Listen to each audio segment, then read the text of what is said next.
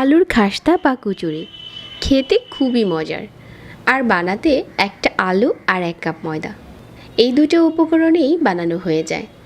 আর আলুর কচুরিটা বানিয়ে আপনারা চাইলে বিকেলের নাস্তার জন্য পরিবেশন করতে পারেন, আবার চাইলে বাচ্চাদের টিফিনেও দেওয়া যেতে পারে।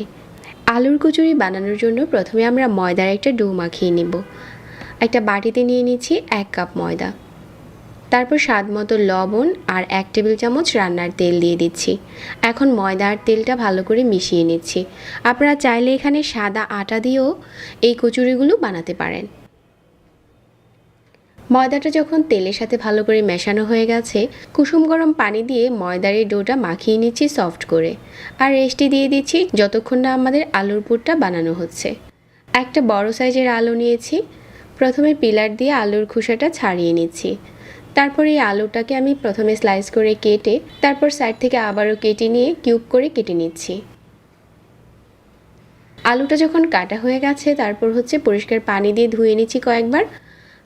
আর প্রথমে আলুর পুরটা রান্নার জন্য চুলায় প্যান বসিয়ে 2 টেবিল চামচ দিয়ে দিচ্ছি রান্নার তেল আর 1 চা চামচ আদা রসুন কুচি, 2টার মতো পেঁয়াজ কুচি দিয়ে দিলাম।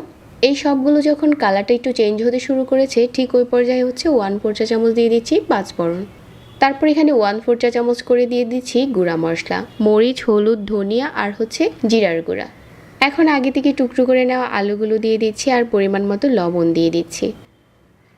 মশলার সাথে এখন এই আলুগুলো একটু কষিয়ে নিয়েছি। তারপর 1 কাপ পানি দিয়ে দিচ্ছি। ঢাকনা দিয়ে ঢেকে অপেক্ষা করছি যতক্ষণ না আলুটা ভালো করে সিদ্ধ হয়ে আসছে। পানিটাও শুকিয়ে গেছে আর আলুগুলোও সিদ্ধ হয়ে গেছে। এখন এখানে দিয়ে দিচ্ছি ধনেপাতা কুচি আর কাঁচামরিচ কুচি। চুলা থেকে নামিয়ে নিচ্ছি। আমাদের আলুর পুরটা রেডি হয়ে গেছে।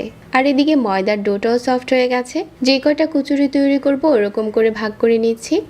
আর এখান থেকে একটা ডো নিয়ে প্রথমে কিছুটা বেলে একটা ছোট সাইজের রুটি বানিয়ে মাঝ বরাবর পুরটা দিয়ে মুখটা ভালো করে বন্ধ করে দিচ্ছি আর আবারও হালকা হাতে বেলে নিচ্ছি।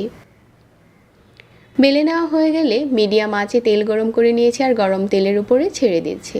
2 থেকে 3টার মতো একসাথেই ভাজা যাবে যদি তেল একটু বেশি করে দেওয়া যায়, আর যদি অল্প তেলে ভাজতে চান তাহলে একটা করে দিয়েও ভাজা যাবে। আর মাঝারি আঁচে ভাজলে দেখা যাবে কিছু ফুলে উঠেছে। এগুলো কিন্তু এর থেকে বেশি ফুলবে না, কচুরিগুলো এরকমই ফুলে থাকে।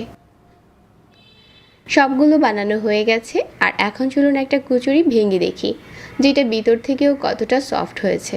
সহজ রেসিপিতে আজকের এই আলুর কচুরি শেয়ার করেছি। আশা করছি রেসিপি ভালো লেগেছে। আরও এরকম সহজ রেসিপি দেখতে চাইলে আমাদের চ্যানেল সাবস্ক্রাইব করবেন আর পেজ ফলো করবেন। আজকের মতো সবাইকে ধন্যবাদ জানিয়ে এখানেই বিদায় নিচ্ছি। আল্লাহ হাফেজ।